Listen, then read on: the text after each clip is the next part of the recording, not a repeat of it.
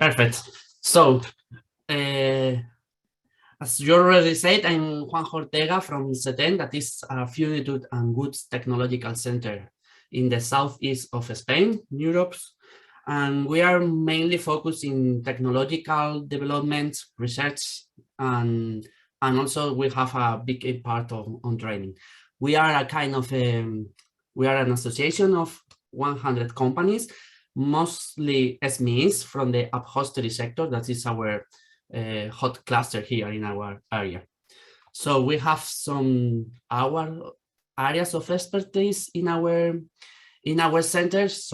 We have materials and adhesions, electronics, product engineering, and industrial technology and robotics. But we have also, as I said, an important part dedicated in training. And we started with circular or green procurements many years ago. At the beginning, we start with, we have these two projects, Farm 360 and Insight projects, dedicated to train on circular economy and how to develop this transition in small SMEs, just to foster them. And since several years ago, we started in relation with this, with GPP Finitude, dedicated to analyze the knowledge gaps that they have in the companies and to develop a kind of training just for the SMEs. It was something like 75 hours of face-to-face training. We continue down now with the greener projects, that it's mainly focused on circular procurements. In these projects, we are creating we are now in the phase of creating the skill framework, and next year we will launch a toolbox mainly for companies, but also for public authorities, with some guides and documents to take into account for the circular procurement. We have also a newsletter just for our members regarding public tenders, some of them also with green criteria, only public tender with dedicated with Finitude. So today I'm going to focus these short presentations to give a short overview of Finitude that you have already done before, just some aspects, circularity in the Finitude sector, and how this circularity could be boosted through the green procurements or circular procurement. We start with the Finitude overview that is around $545 billion in 2020. The main producers are China, United States, Germany, India, so on. Canada is in the top 10, I think it's the 10th. And it's expected to grow up by 5% each year until 2027. The main characteristics of the Finitude sectors, at least what we have here in Europe, is that it's a very traditional sector, atomized in hundreds or thousands of SMEs, very small companies with an aging workforce. So to create some innovations, it's not easy. Sometimes it's complicated, and they need to foster of technological center, consultancies, and so on. For that, for the digital transition and the green transitions or the circular transitions, it's very important to have this kind of tool as green public procurements, and the public authorities boost the sector to make these transitions. Regarding Finitude public purchases, I have found in the last week some numbers. In Europe, they are dedicated 2.45 billion euros just for Finitude public purchases last year. This is around 2.5% of the total Finitude productions. And in Canada, I have some numbers for 2017. It's 17 millions of Canadian dollars. That is around 2% of the total public procurements. I have found this nice report of the United Nations regarding global review of sustainable public procurements. They have asked some national public authorities for, I think it's 25 countries, what are they prioritize categories to include this kind of circular or green criteria. They said the daily stuff, office IT, office paper and stationary vehicles, but they also 63% they said they are ready to start with the furniture, what is quite surprise and is quite good. I'm going to show you now how the circularity transition is going in the, or it's implementing in the furniture sector. This is the lineal business models, the common one, and how the different points or the different areas that's allowed to make it circular. For instance, we have the materials innovation on eco-designs. A lot of companies are introducing some new materials or making some kind of designs that allowed easy recycling, or to include this kind of material, or just to extend the life of the product. That is at the end one of the hot topic of the key areas of the circular economy. I have some example here. We have Sancal, a company from Spain. They are introducing this kind of new textile in their sofa, especially for contract for hotels. And we have a Stoke for Norway, that they have this kind of a chair that they said they grow up with the child. Okay. We have also some company working on repair. We have La Fium Mobilier from France. They sell chairs, but they only have the option for customers to go to their website and buy the place, the pieces to repair the chairs at your home. In reuse, we have a lot of example, because this is very common to have a second-hand stores now. I included here IKEA, that's offer you vouchers if you bring your old furniture, your old product, and they sell again to new customers.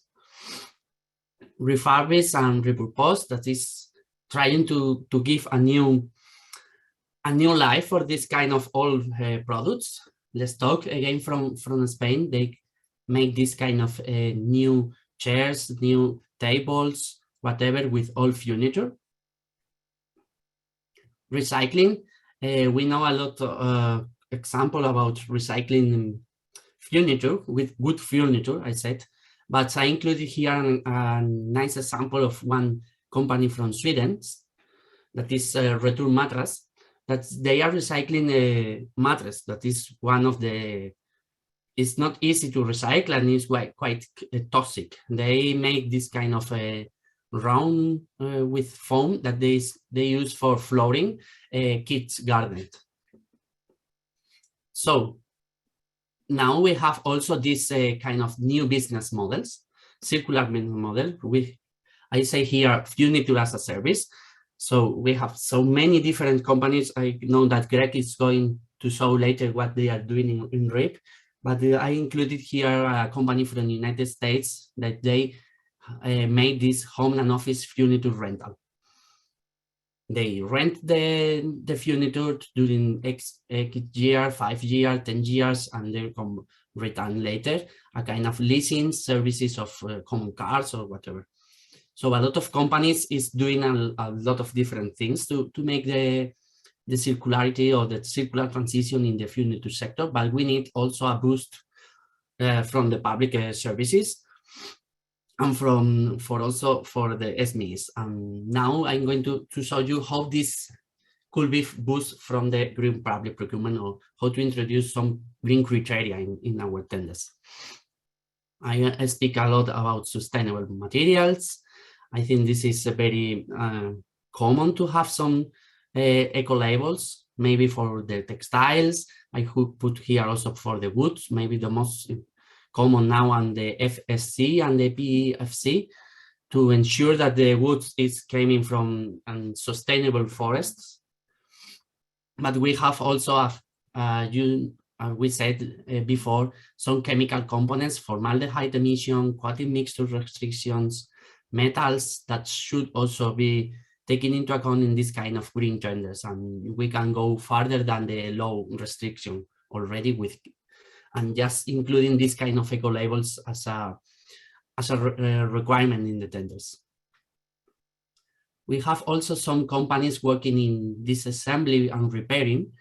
And here I put an example of a tender that acts to ensure a clear disassembly and repair instructions to enable an undestructive disassembly of the furniture product once they are in the office or in the place.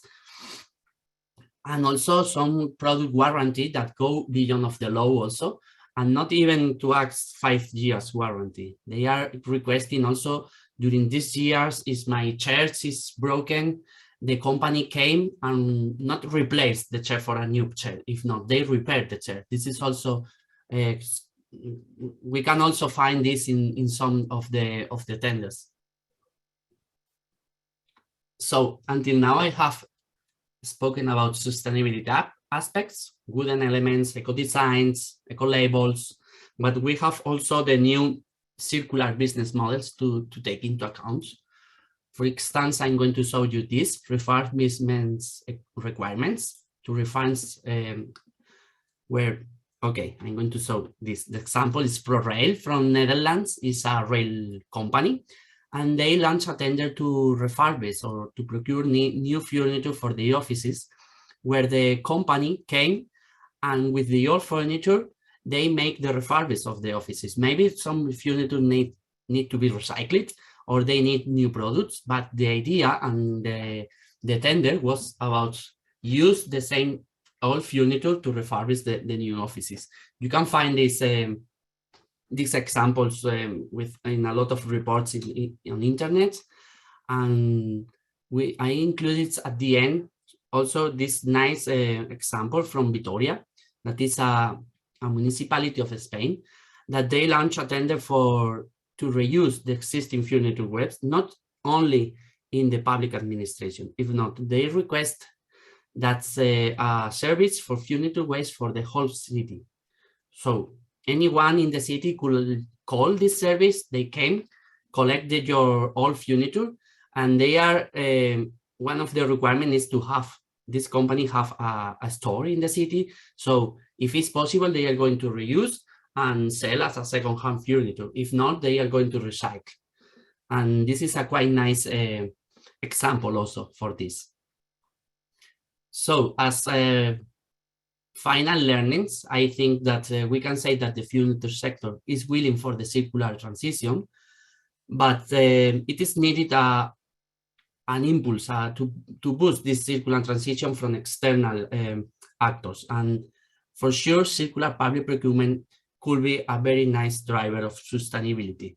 What it is needed is a change in the public authorities, and then they realize that it is necessary to include this kind of green criteria.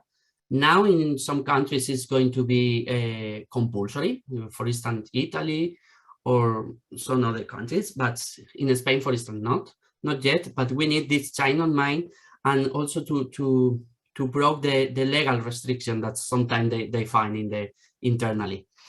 And they have, there are so many tools and examples to use as green criteria, and they just need to be, just to look for and to look what the others do, not discover anything new, because there are a lot of examples and a lot of companies doing something new. So thanks for your attention. I think I've been in time with the presentation. Yes, you're well within time. Thank you for that. Getting right directly to the point. We appreciate that. Thank you for that excellent presentation. It gives us a little bit of time to have a conversation before we bring on Emma. It's okay, Emma, stay with us. It's all good. We're going to have an armchair discussion, but I'm just curious. I'm trying to square, I think, this idea of procurement agencies thinking about leasing or this product as a service as opposed to purchasing the asset of the furniture. Difficult to do when the price point's so low and maybe disposal is not too expensive. I'm just wondering, have you had experiences where you've seen some of the clients or the case studies that you're examining where there's been a successful idea of a use of product as a service or a leasing where the supplier keeps ownership of the furniture itself? Well, when we ask also the public authorities or the procurement about this, they also have so many restrictions about the legal issues to include this in the tender, to have this in criteria, because for them it's also very easy to go for the low price. So I launch a tender and I select the low price company. And to make this kind of leasing or renting a furniture is not easy. This is something to boost, but there are many companies doing this kind of things now. All right, so it sounds like it's a combination of a couple of things. There's a perception of a legal Yes. barrier. Not quite sure if Yes. it's a perception or real, but maybe we need to probe that a little bit. And I'm pretty sure Greg's going to have something to say about that when he gets to his presentation. The second piece to this is if it's based on price point, and you can go for fast furniture as we've described, you know, that's clearly a benefit. And maybe it's a supplier, maybe the third barrier might be actually the availability of suppliers that actually rent furniture as opposed to lease. And why would they do that if the price point's so low? Maybe for retention, maybe for loyalty, not sure. Maybe another question. Yes, and one pillar that you miss also very important is training for the companies, training not even for companies, if not for public authorities, because maybe in big areas they already know, but others they don't know anything about green criteria, or they don't find which is the green criteria necessary for furniture, for instance. They are not expert on that, and this is one of the hot topics here. Yeah, for sure. And training and collaboration have been a theme absolutely throughout the session so far. Juan, thank you very much. May I ask you to stay with us? We're going to move to the presentation. Can you stay